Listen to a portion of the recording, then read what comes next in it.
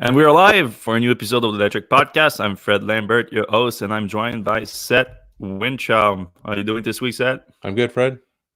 All right. Hope you're ready because we have a lot to talk about this week. And like it's been the case in the last few weeks, we're going to talk about just the stock price a little bit because it's always on a lot of people's mind. I know you're a Tesla investor, and I'm a Tesla investor, and a lot of our listeners are Tesla investors. But we're going to talk about it this week in the context of the new capital raise that Tesla announced just yesterday. That was partly a surprise. I mean, it depends on how you look at it. It's a surprise because Elon just 2 weeks ago during the earnings said that it wasn't a good idea to raise capital right now. Of course, a lot of things changed. Well, a lot of things. The stock price changed a lot in the last few weeks. It surged. I think it was around $500 when the earnings happened, and then it surged over $700 pretty quick. So it's clearly an opportunistic way to get capital. The stock price is higher, so they can get more capital with less dilution. And even though Elon was like, we don't need market, like that's a weird part about it, because Elon was clearly, we don't need more cash. We spend cash as fast as we can right now, as fast as we can efficiently. So if we had more cash and we decide to spend more cash, we would just do it inefficiently. So that was his logic, which of course is like very good logic. But then 2 weeks later, he's like, no, let's get some more money. However, if you remember, we've been following Tesla for a long time, and Tesla loves to raise money. Just last year, they did like twice, and like they do it every year, basically. But what's fun with Tesla is like every time they went to market, they had a good reason for it. Normally, they were like, all right, like back in 2016, they went to market, and they were like, yeah, we just got a ton of reservation from the Model 3, and we need more cash to accelerate the production and increase the volume. All right, investors are like, great reason. We're going to take the dilution, take the cash, build more Model 3. We love it.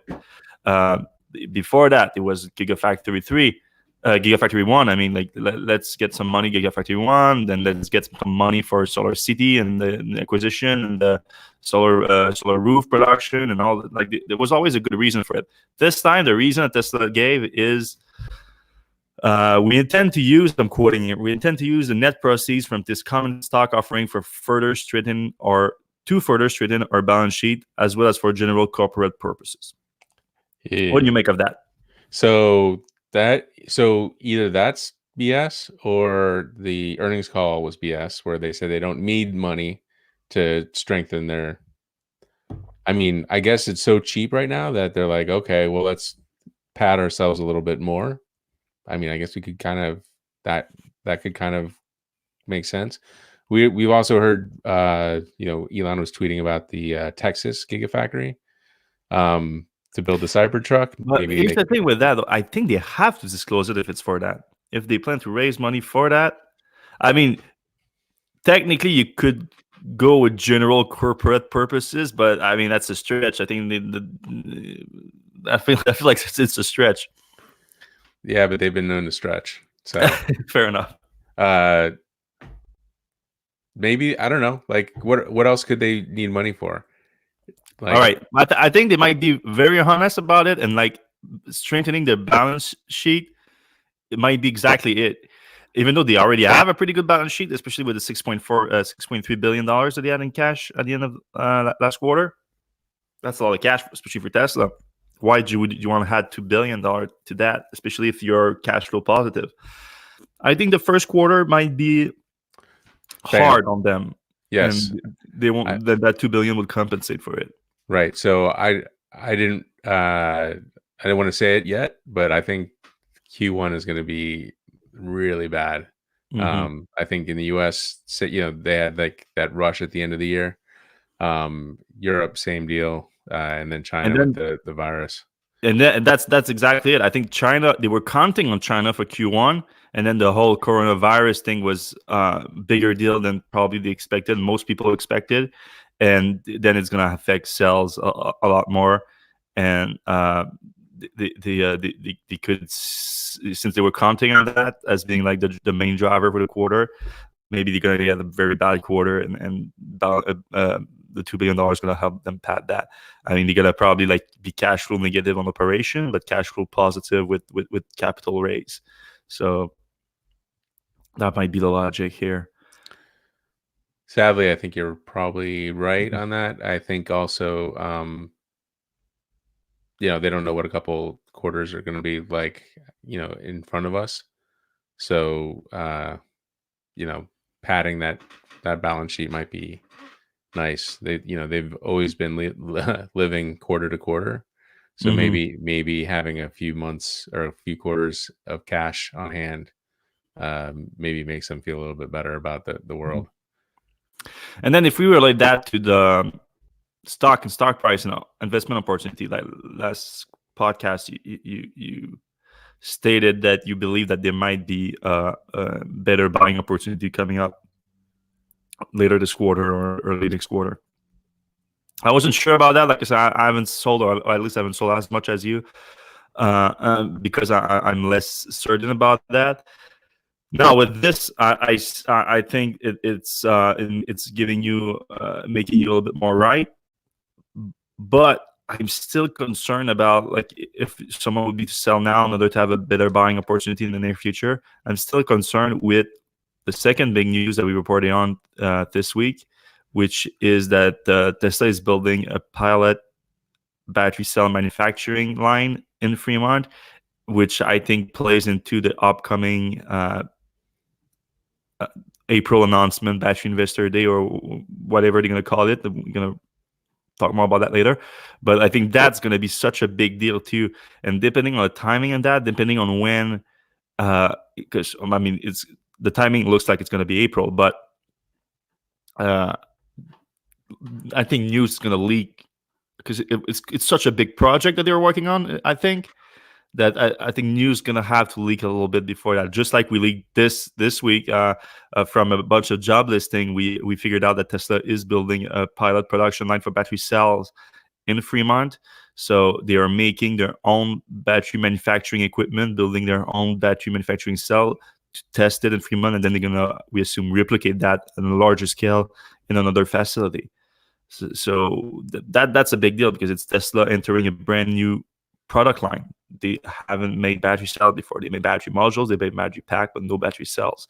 So now it would be a full vertical integration from Tesla. They would produce everything down to the cell, up to motors, assembly, everything.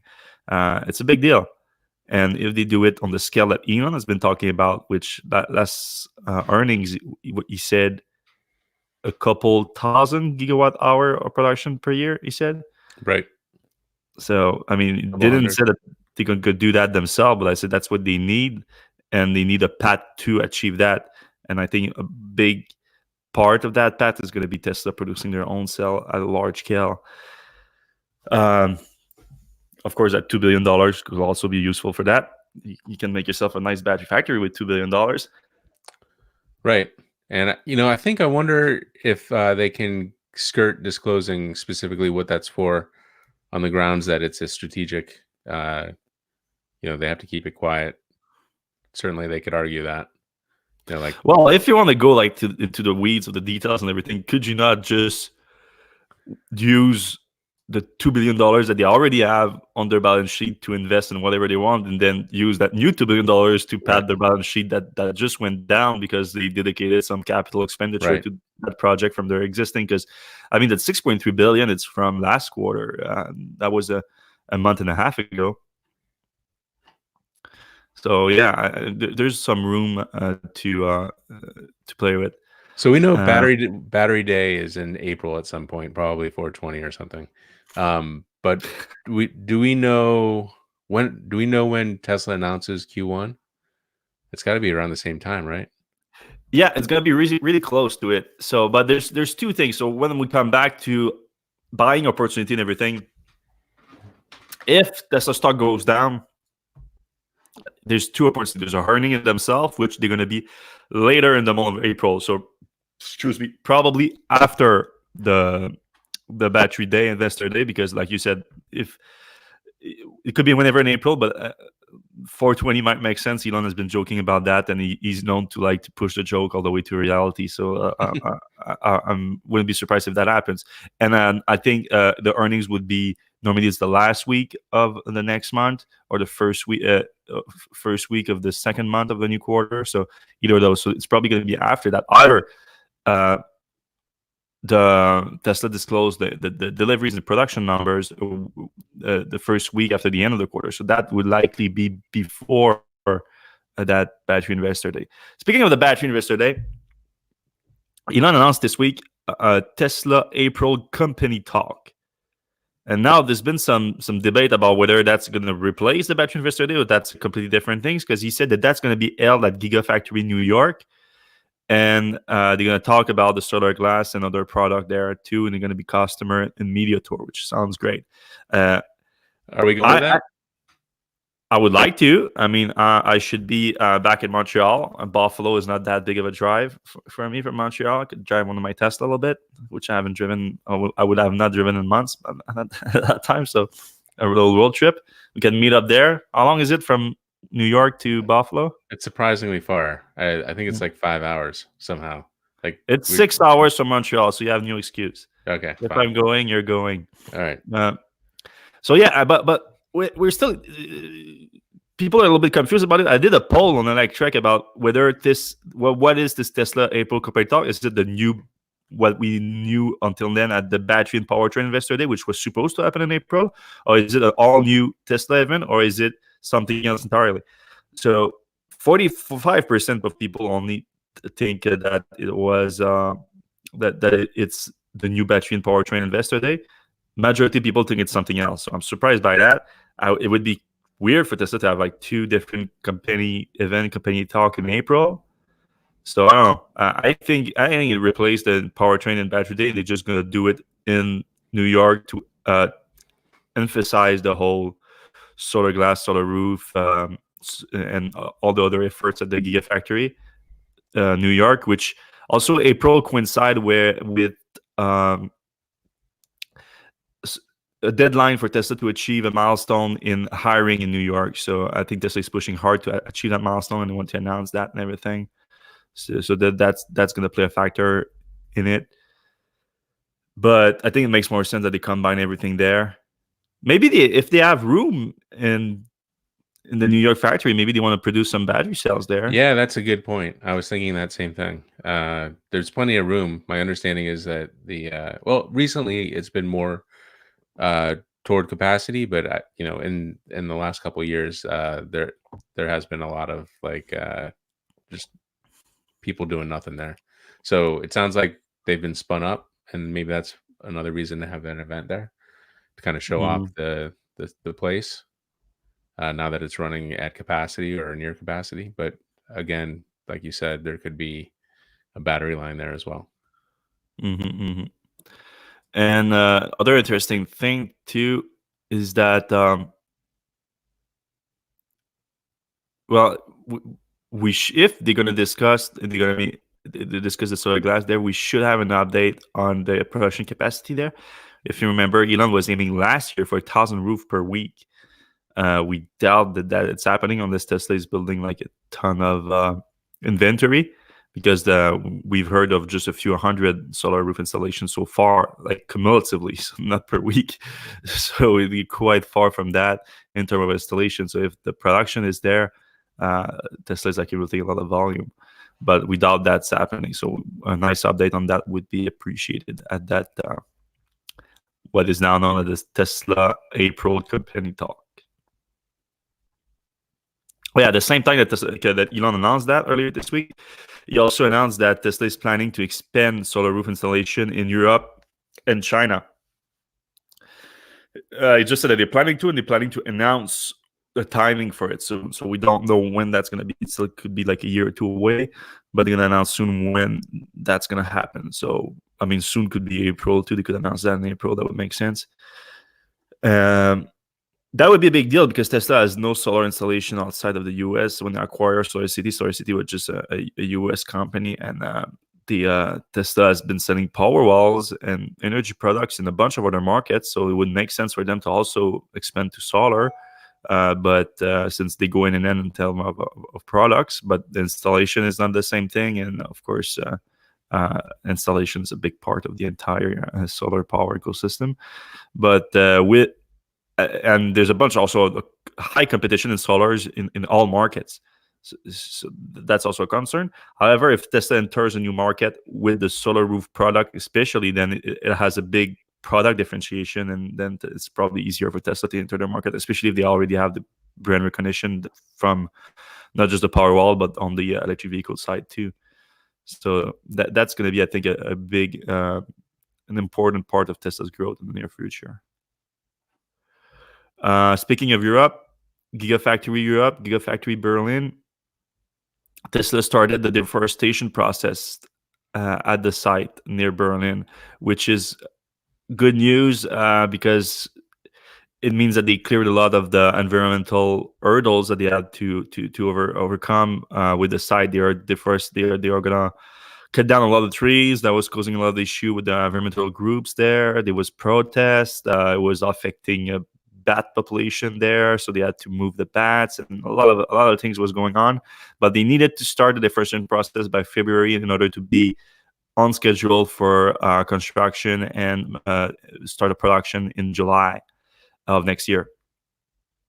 So apparently they are on schedule, but they haven't have the authorization for the actual construction of the plant. They had, but they're starting the deforestation either way.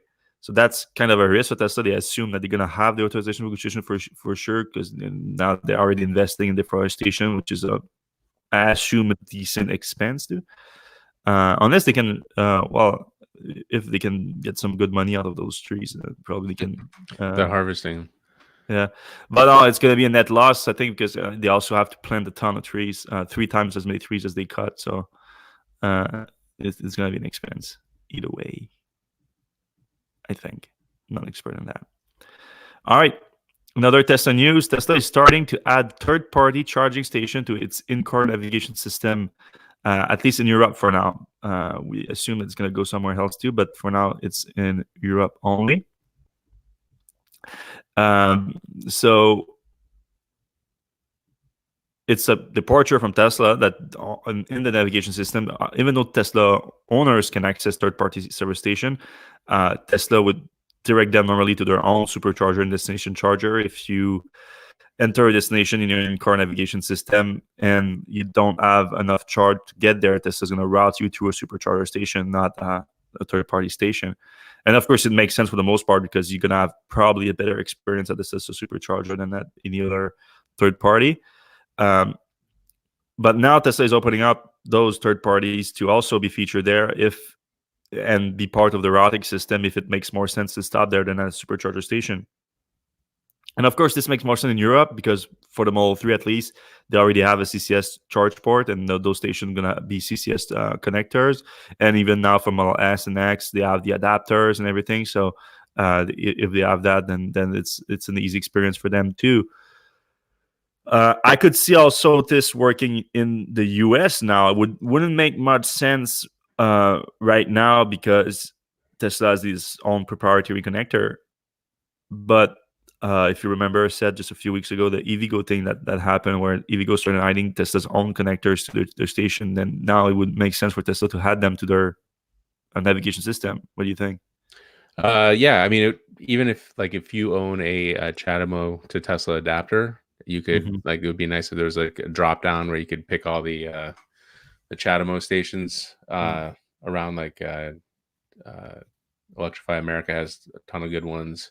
And Electrify America does pretty good on PlugShare ratings compared to the rest of the industry. EVgo's up there, and I did talk to Electrify America last week at both events actually, but the one in Texas, we talked about how they would theoretically have a Tesla port, and they said, well, we're in talks with everybody, and they gave me the whole, we can't really say anything, but the way that EVgo did it was that they basically took a CHAdeMO adapter and they put it inside the wire. They basically just hacked one of Tesla's adapters, and it's connected to the cable.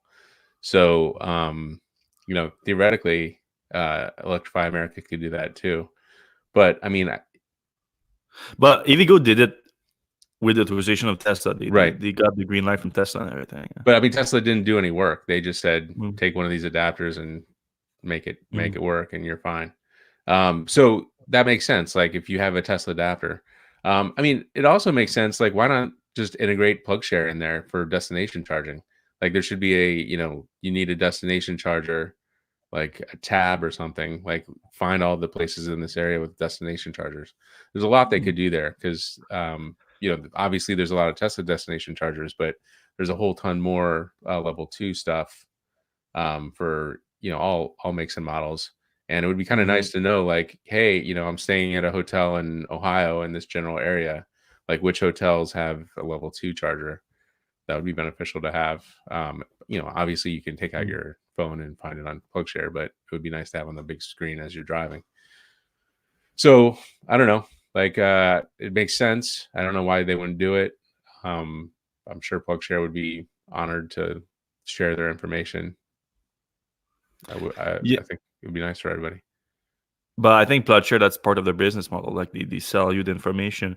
That's what the owners in Europe mentioned, that it doesn't look like Tesla is using an existing database. They might be working directly with a few third party network to get their data directly from them, because it's not a blanket of all third party charging station like Plotshare is. It's just specific ones. So maybe like Tesla, for example, wouldn't want to show like the Hyundai station Right. in Europe that for Charge if a you lot. don't, yeah, if you don't have a deal, if the automaker doesn't have a deal for your car on the network or subscription program, it's a lot more expensive.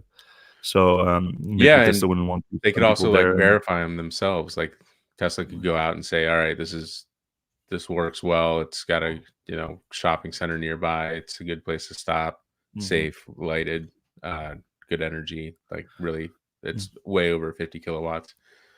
Maybe they have a certified Tesla or certified third party charging network system or something. I don't know. Mm-hmm. Yeah, so something to look forward to. Let's see how it develops, because it just started for Tesla in Europe, and we're gonna keep an eye on the project. In China, Tesla filed with the government to, excuse me, to do a second vehicle in China. They were doing the equivalent of basically the standard range plus. Now they're going to do the long range Model 3 in the country, which for the long time Tesla followers. Oh, there's someone at the door here. Sorry for that. It's probably another e-bike. Yeah, I'm pretty sure it is. Um, the long range Model 3 was actually the first version of the Model 3 that Tesla produced. Long range rear wheel drive. Right. And Tesla eventually discontinued the car and made the long range battery pack only available on all-wheel drive powertrain, including the performance and non-performance ones.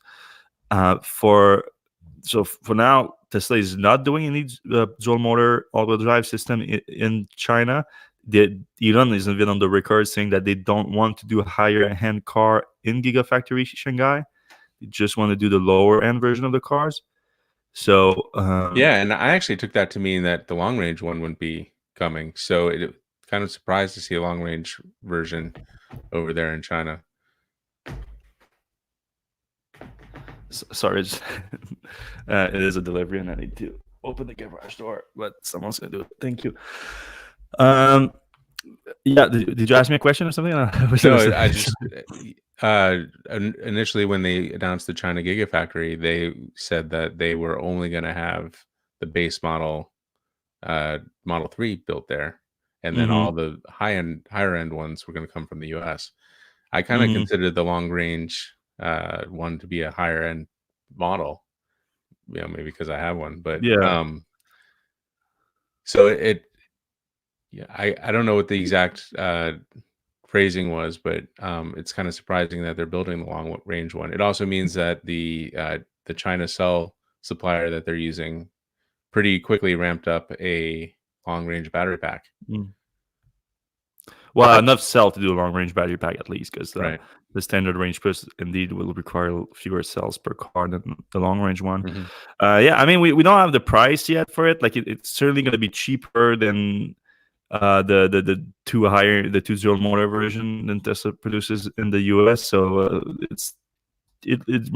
Elon's comment remain true. Is just now that they are not producing at least rear-wheel drive in the US. I really like that version of the car, and it made a lot of sense. I mean, not everyone needs all-wheel drive, but people want more range. That's the option for it. Like it's a good middle ground. It's cheaper. It's more efficient too, surprisingly. I know that for the Model S, Tesla was able to achieve better efficiency with the dual motor version and the rear-wheel drive version, but not for the Model 3. So there was a lot of advantages to it, but Tesla decided to just simplify its powertrain offering in the. Well, that actually plays into it because it did simplify the powertrain offering in the US. By if you want a long range wheel drive, it will always be made with a dual motor powertrain. If you want a standard range, it's made with a rear-wheel drive. In China, it's going to be the same thing.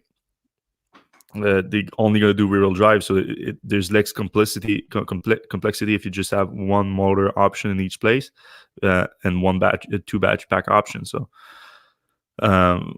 but we'll see about the pricing. In terms of the production, there, some production number came out in January. Tesla produced 2,625 cars at Gigafactory Shanghai. So that's the first month of the year. And that's the first full month of production because Tesla started production in December.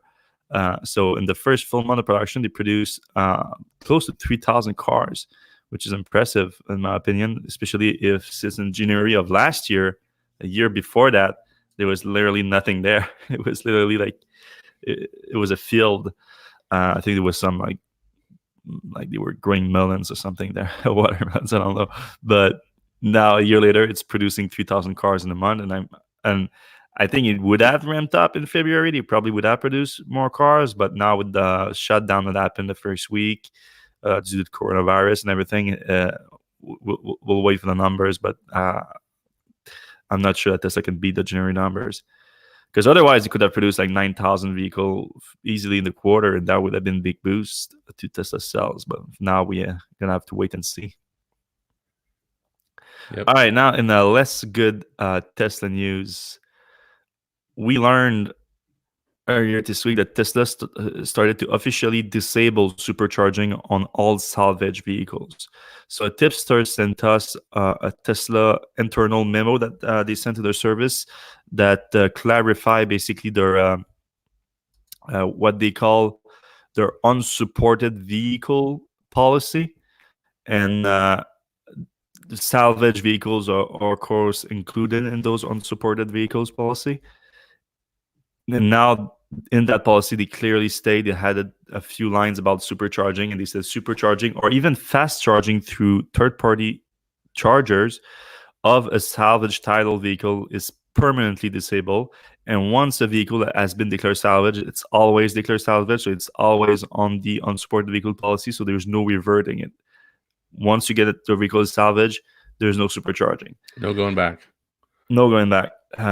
Even though Tesla has an inspection, a salvage vehicle expansion program, so you can pay Tesla to inspect your vehicle, make sure that everything is in order to get some of the service that they support under the salvage vehicle, but no supercharging, even if you pass this inspection. So it's pretty drastic approach.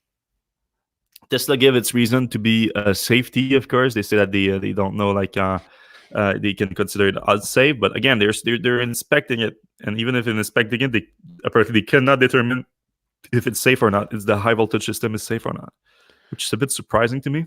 Yeah, I wonder if this is like an insurance-driven decision where obviously Tesla's insured, and their superchargers are insured, and the cars, they're insured against getting sued for a car blowing up or whatever. I wonder if they said, the lawyers were like, well, there's a, X premium if you guys allow charging of cars that have been salvaged. And Tesla's like, we don't want to do that. So we don't want to pay that. And we're not going to do that. Yeah, that's probably it. My only problem with it is that the problem is like a lot of vehicles are considered salvage and they're not that damaged. I mean, right. I might be considered like if you talk to a guy like what's his name, the Rich, Rich Rebuilds, right? who goes like deep in the weeds and gets some salvage car that are like they're barely any car left. I mean, they've been like extremely damaged. Like if you go to this stream, like there might be some issues, and he had some weird issues with his car too, like that. To a degree, I can understand, but I also know a lot of people that buy salvage car that have been declared salvage by the insurance, and it's some body work that's just too expensive to do. So they consider the car or total, and then it's sold as a salvage car. So, but the old powertrain is not affected. The car can drive normally. It's just that Tesla does have some expensive bodywork to do. So a lot of insurers, they declare the car total if there's too much work to be done on it. So for those cars, I think there's a big market for people to put them back into shape and driving conditions and everything and looking good. It's a bummer that those people will not have access to supercharging, or a lot of people made a business out of it too, and they resell those cars, and they do create another market for people to buy Tesla vehicles at a cheaper price, which is interesting too. But you just kill the value of those cars if you don't have access to supercharger. Yeah, it becomes a much less valuable car. I mean, theoretically, fewer people will buy it. And Tesla's trying to save the world. It should try to keep its cars on the road, like even if they're salvaged. So that's a good point. It's a bummer. Even if you're producing a car, even if it's electric, if you're producing a car that has a carbon footprint. So if you don't have to reproduce one, you can just salvage one. It's great for the environment. Yeah, and they're not losing any new sales. Like somebody who's in the market for a salvage car is probably not also in the market for a new one. Yeah. If that's their logic, the logic is like, oh, we're getting a new car sale for that. I mean, maybe, but like 1 in 10, maybe they actually would be willing to pay new car price. If you're salvage car price, right? It's a different thing. All right. Another Tesla policy change, maybe not a policy change, they are showing it as a security update, but I don't know if you're aware of this phenomenon of Tesla owners who don't update their cars for a variety of different reasons, but there are out there some people that just refuse in the update. They're resisting updates for a bunch of reasons, whether it's from way back in the day from the autopilot nerfing thing when the Tesla started putting a lot of nag on autopilots and started restricting the type of roads you can drive on, started increasing the number of alerts on it, whatever it was. A lot of people decided, nope, I like my autopilot like it is right now, especially the autopilot from the hardware 1.0, which didn't evolve as much as the 2.0, so there wasn't as big of a deal to update or not. They're like, no, I don't like my nag. I want to stay like that.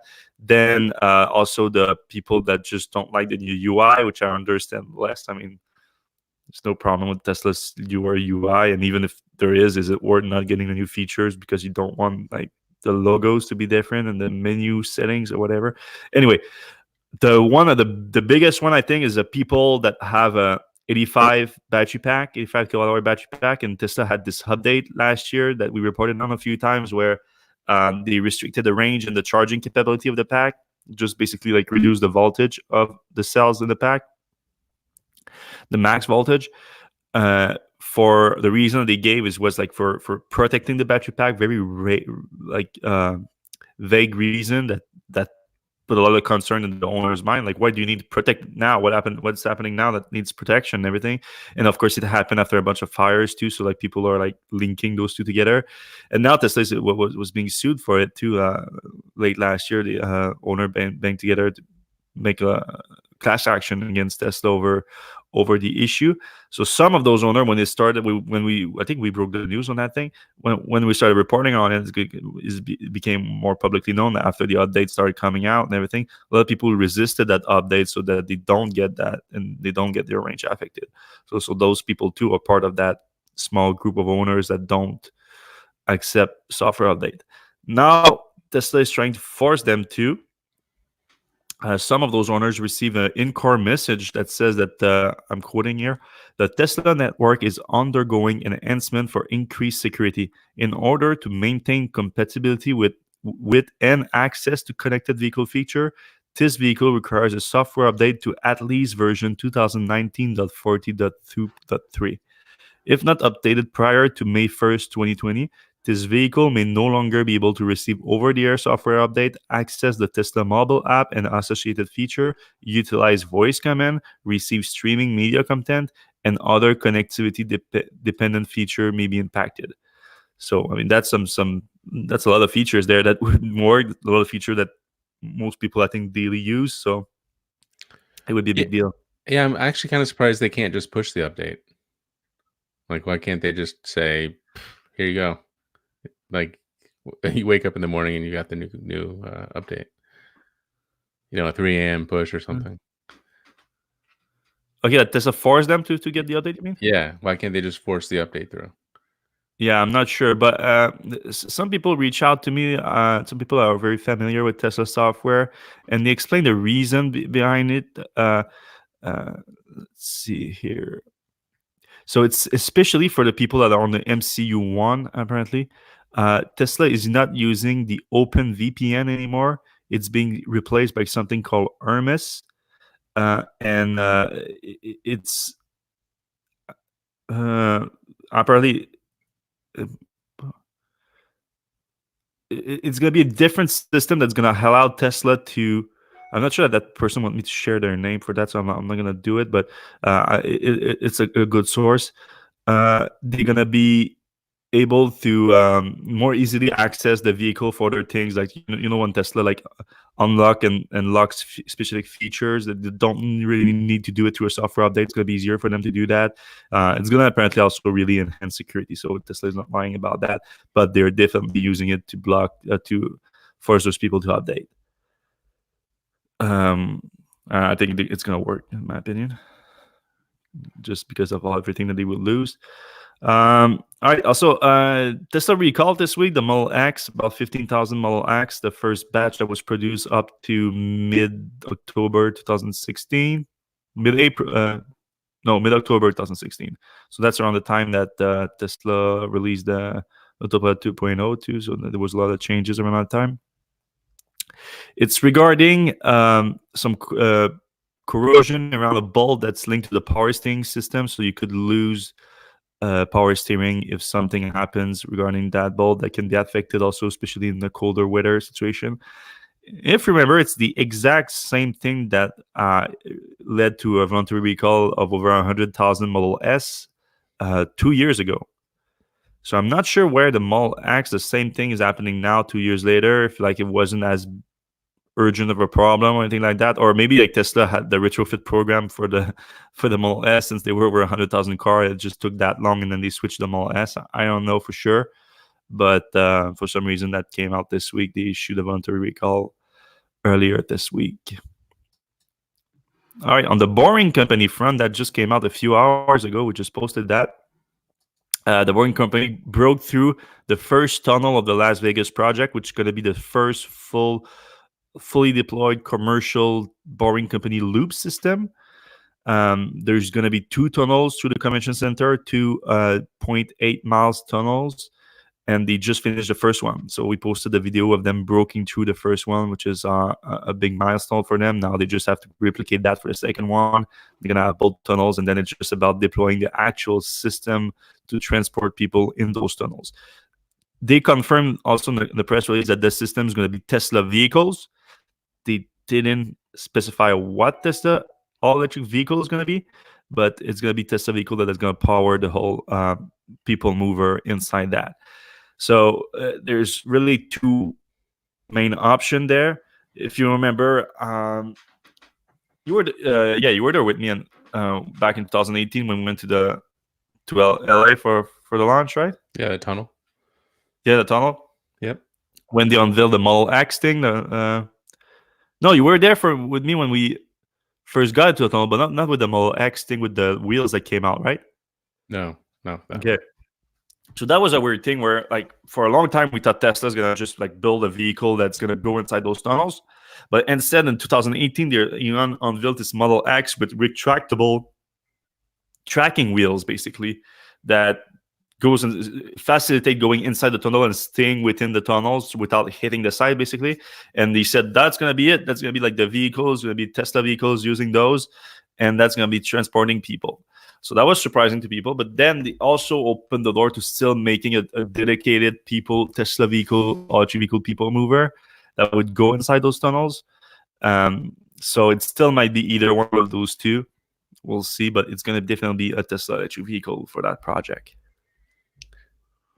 Any chance it's a, one-off type of vehicle that, maybe like a big bus type of thing? It wouldn't be a one-off. You would need like a bunch of them just for that project, and I would assume that they would also make them for like the other project, because the Boring company is already lining up like a project in Maryland, a project in LA, a project in Chicago. It just doesn't seem like I'm trying to imagine CES next year where there's like 100,000 people waiting to get on those shuttle buses, and it doesn't seem like a Model X or a Model S or a Model 3 or a Model anything is going to be able to handle that kind of quantity. So I'm just hoping that they don't try to throw a couple Model X's at this problem.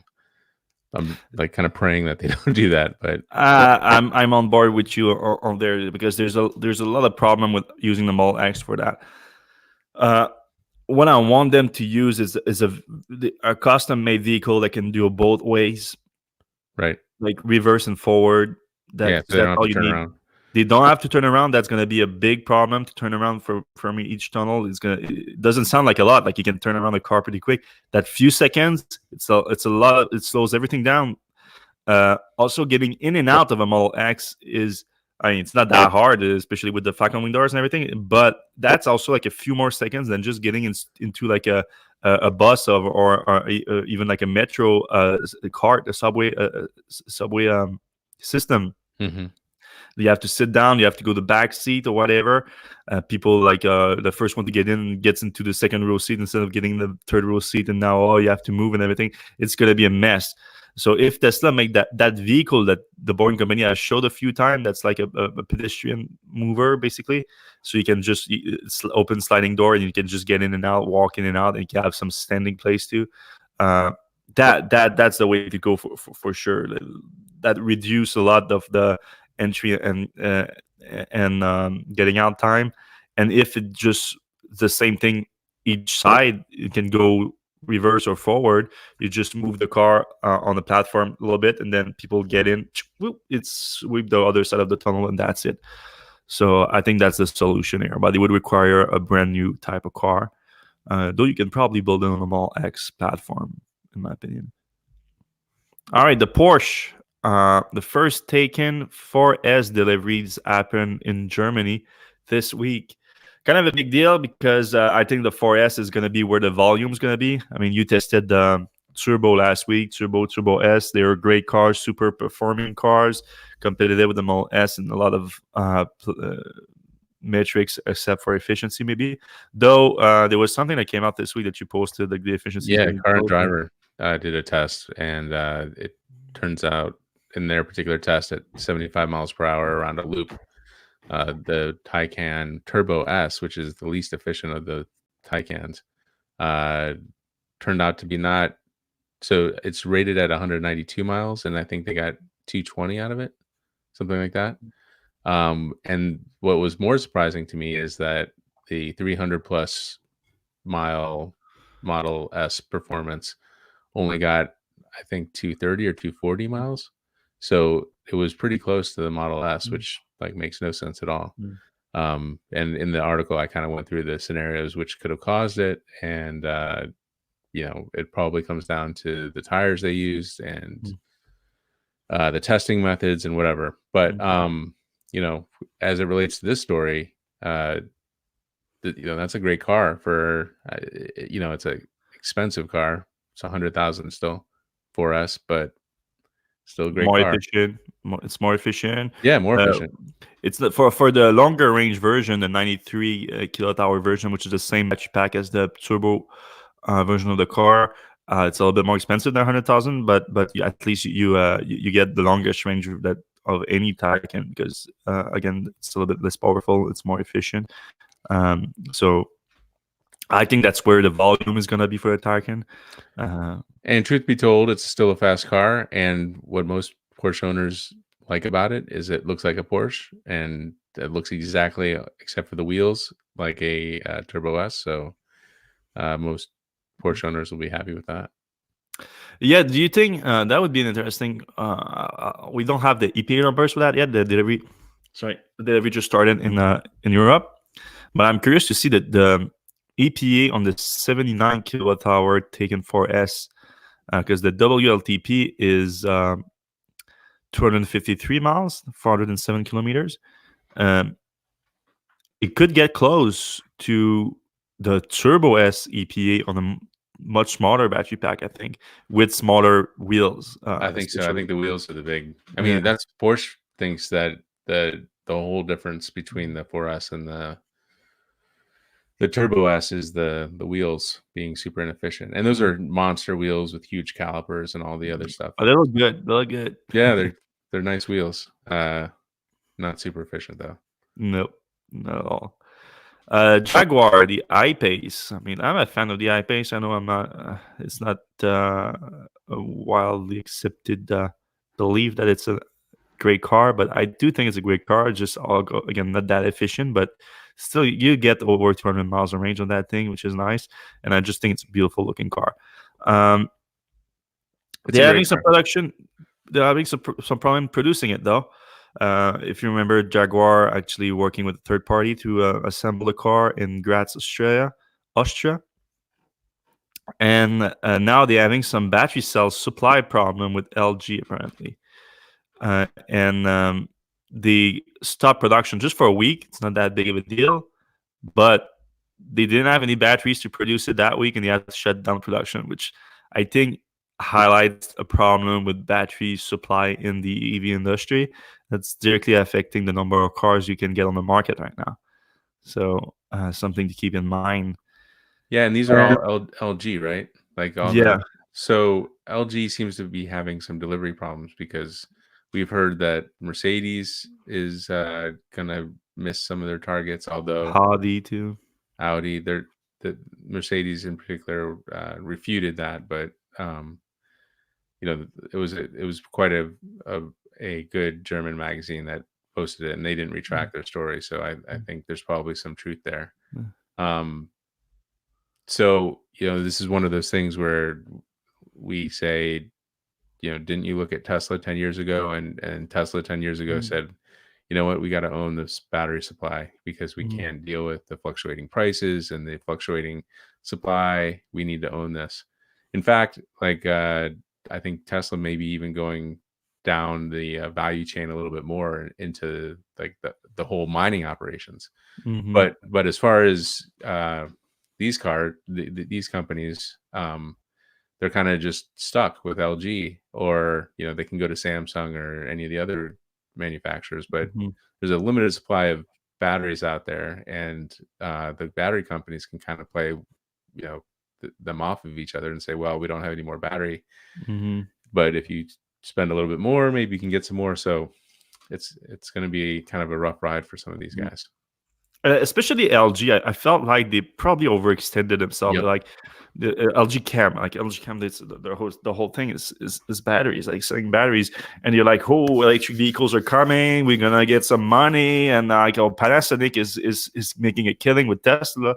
Well, a killing. I mean, they're starting to make profits, but the revenue side, there's a lot of money to be made. So they just started signing contract after contract with every manufacturer out there, like large multi-billion contract.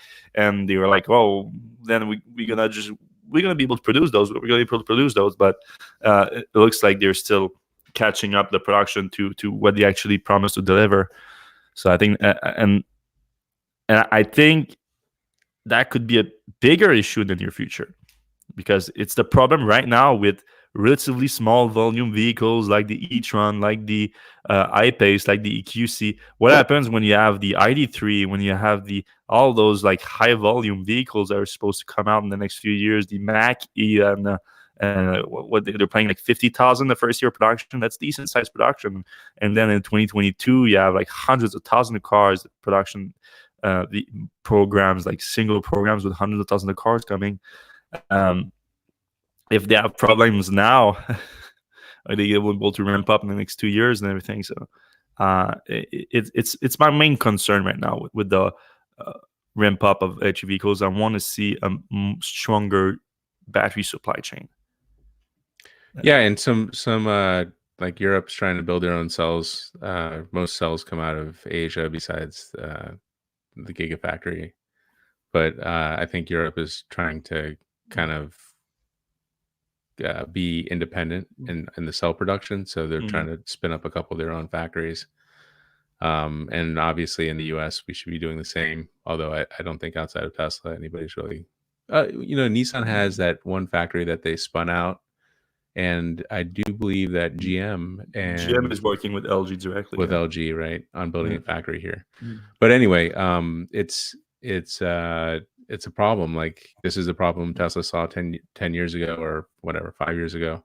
And they said, look, we got to own this part of our technology stack. And they built the Gigafactory at great expense, and it looks like it's paying off at this point. For sure. Hyundai has a few cool electric cars coming up. They have the Hyundai that's been doing okay, and they have the Kona EV that's been doing well. And now they announced this week that they're working with Canyou to use their electric skateboard, like powertrain technology, to build new electric cars. If you don't remember Canyou basically spun out the Faraday Future. A bunch of executives there were like not happy with YT, the CEO and founder of the company, who's not CEO anymore of the company, but they weren't happy with him, and they were like, yeah, you're too much trouble. Like, yeah, let's just and the guy that started it, the CEO, do I have his name here? The German guy that came from BMW, if I'm correct. Don't have his name here, but he was basically in charge of raising money for Faraday Future, and YT didn't like the terms he was getting with some companies, and the guy just decided, I'll just start my own startup and use the capital I was trying to raise for Faraday Future. And he hired some of the top engineers at Faraday Future and everything. So like a lot of the best of Faraday Future ended up in Canyou, and they quickly turned around and managed to unveil a vehicle already and a lot of powertrain technology, and impress Hyundai enough to convince them to use their powertrain in their future electric cars, though they are only talking about A and B segments, so smaller passenger cars.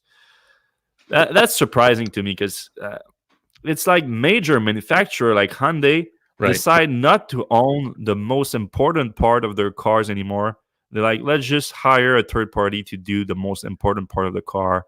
That's going to be, and like, let's not have an expertise in making electric car powertrains, which are going to take over the industry in the next few years.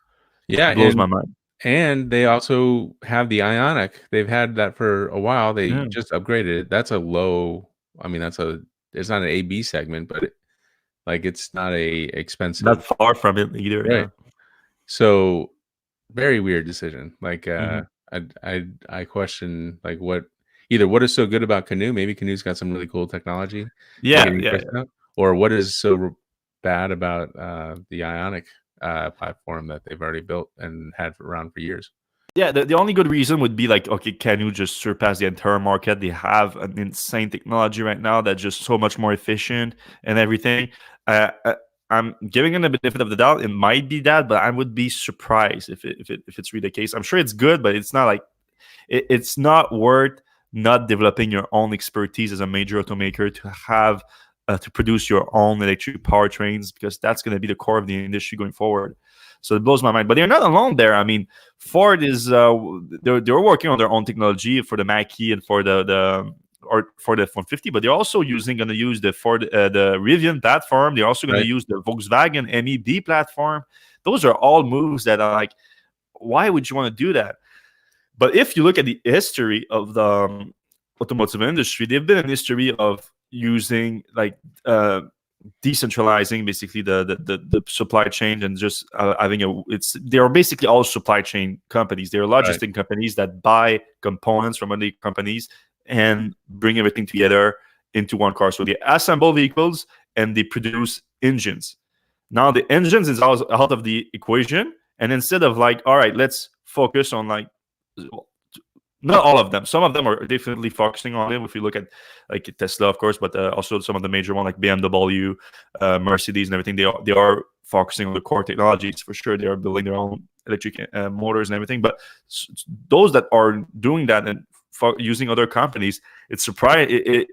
Their decision making was basically, we are great at assembling car, we're great at making engines. If the engines are not in the equation right now, just let's buy the electric motors and powertrain and battery packs and everything from someone else, and just do what we're good at, which assemble everything and put our brand on it, which has some brand value still. So let's use that.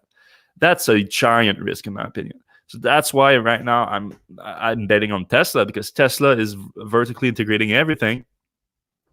And for a new technology, I think, especially some technology that's going to have massive supply chain issues, I think it's much more safe to own the entire process and have a deep look into everything, other than just let's sign a contract with someone and work with them a little bit with their engineers to develop what we want, and then slam that into an existing platform that we have.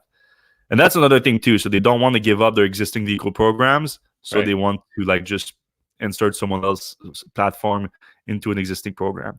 They don't want to give like a temp fix or a hack. Like, all right, well, let's just outsource it to this guy because we don't have to think about this long term. But to me, it seems like you guys should really be thinking long term and build your own stuff. Yeah, that's the key word, long term, because I mean, I'm sure the car could be very good. Like the cars that come out of it, we could like them and it could be good. But the long term, like building the IP around it, building the expertise for like the next generation thing, because everything is built on the last generation. So what if something happened to Canyou? I mean, it's a startup, it's a small company.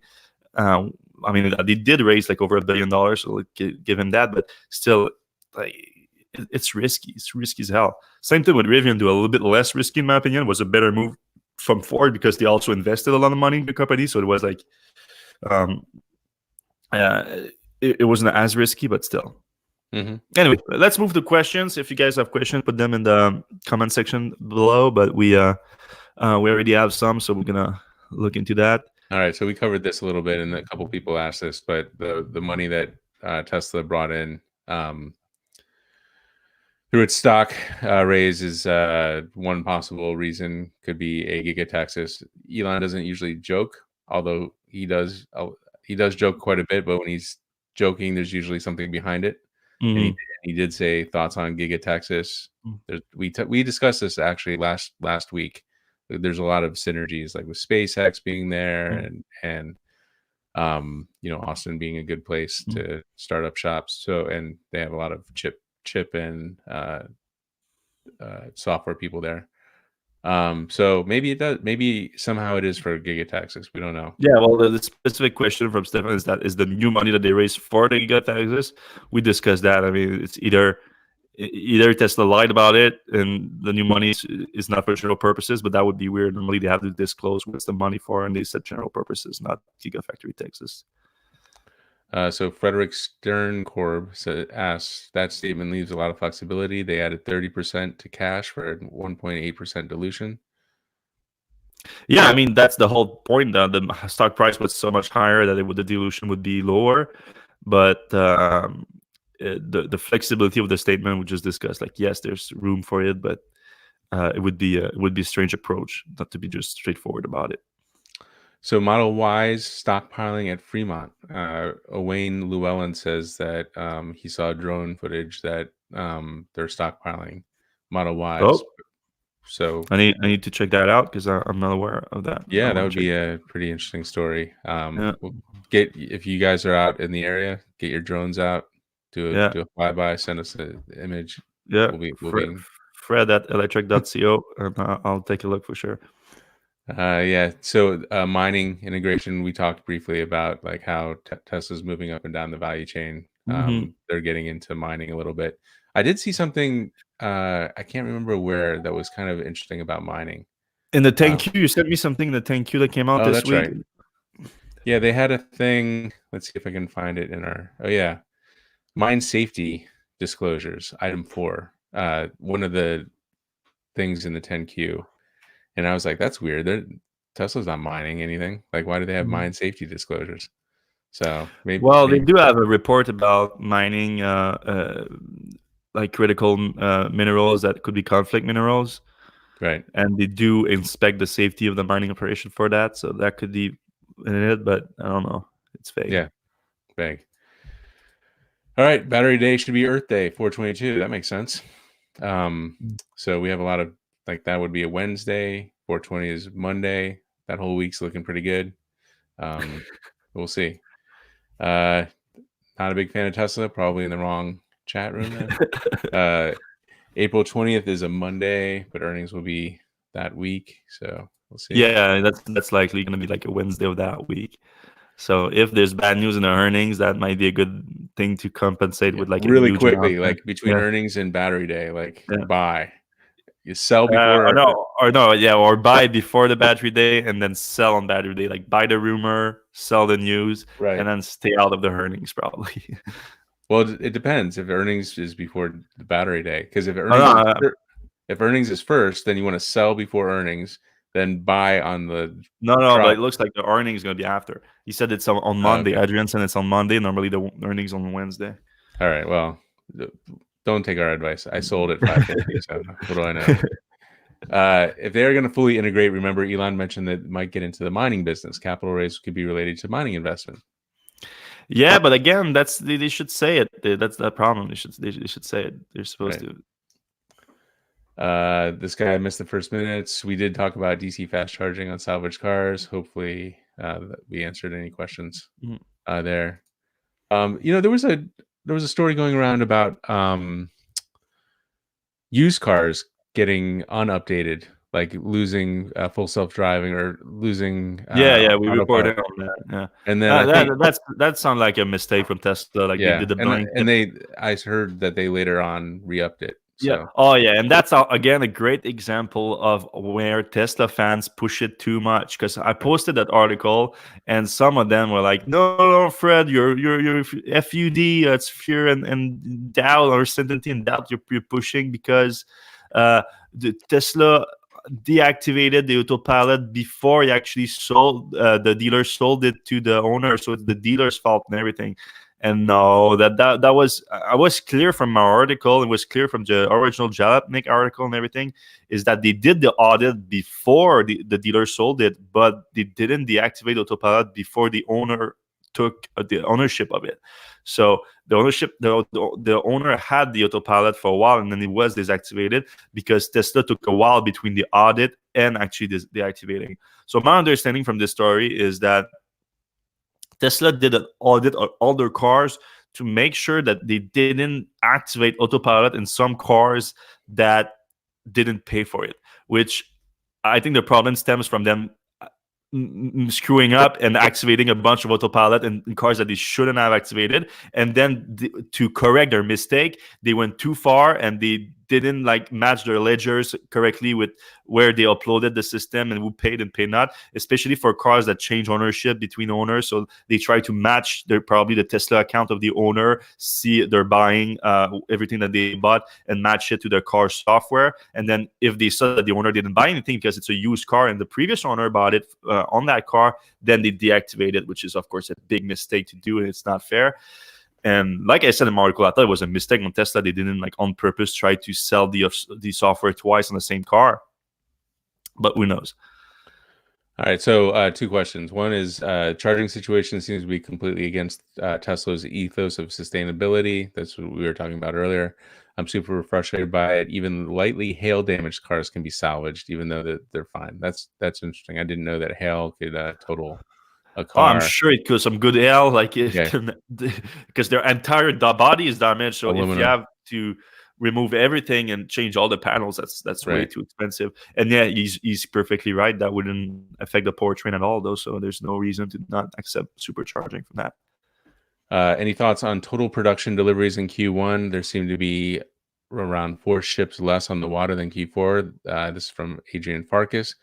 That's I didn't know about the ships on the water thing. It does. I mean, all the kind of anecdotal things we've been hearing from around the world seem like it's going to be a lot less this quarter than I doubt Tesla's going to reach 100,000 cars this quarter, even though they were like 100,012 something last quarter. So that would be a big drop. Canada, they could try to put some cars in Canada. I think we still have some good incentive there and everything. So like try to send some cars in Canada. All right. I don't get why it is so hard for people to understand. You can easy make your 15% with gold stocks. It's not that hard. Okay. There's some good advice there. New capital raise possible for the Gigafactory. So that's another one with that. Yeah. Hopeful battery day changes everything. We'll see. That's probably regarding the supply chain that we discussed. Yeah. But for sure, Tesla is not the one I'm worried about when it comes to battery supply chain. Right. And they are definitely the ones that's like laser focused on it. I'm worried about the automakers that are not laser focused on that. So Tesla is so far ahead in the battery industry. Are Rivian making batteries? No, they're also on the LG chain. So yeah, they do work on the chemistry and everything, but they don't produce their own. They're gonna rely on supply. Tesla Gigafactory sounds awesome. Should be 420 LOL. So Panasonic is out of the game. Tesla's gonna buy everything they can buy from Panasonic too. Yeah. I'm sure. And Panasonic has got a couple other things going on. I think Toyota eventually will start buying some of their stuff. And there's other Japanese makers, I think, that work with them. Perlo Sebastian says, any cars coming out of the U.S. under 30K that go 200 miles in a charge? Chevy Bolt? Oh yeah, you can get it for less than 200. Chevy Bolt, you can get for like 25,000 now. We have a thing if you go under autos at the top of Electrek. There's a list of inexpensive cars in the U.S. Brian Bolt says, if you guys go to the thing in Buffalo, can you get some photos of the factory? If they let us, we always try to take photo of everything. Basically, we're taking photos and videos all the time, and until they take our phones. Yeah, which happened before. Yes, which has happened before. All right, that's pretty much it. Yeah. Thanks a lot for listening, everyone. Thanks a lot for watching on YouTube. You can give us a thumbs up or subscribe. It's always appreciated. On your podcast app, if you give us a positive review, we always look at those, and we appreciate it too. And until next time, see you soon.